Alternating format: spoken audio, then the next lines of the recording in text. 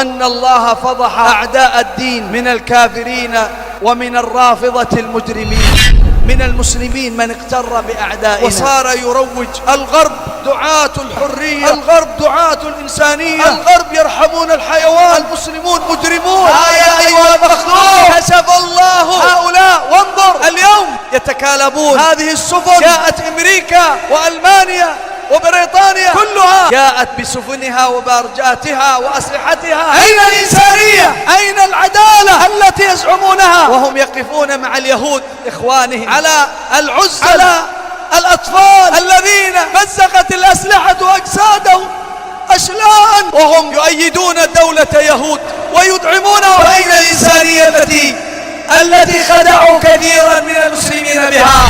الرافضة الذين هم عصا أعدائنا وهم الحمار الذي يركب عليه أعداؤنا. أين صواريخ حزب الشيطان؟ وأين صواريخ إيران؟ كلها أكاذيب ولا تصدقوا. نسمع أن الحوثيين وأن الرافضة ضربوا البارجة الأمريكية بصواريخ وطائرات. هذا فيلم مسلسل فقط من أجل أن يظل المخدوع بهؤلاء مخدوعا.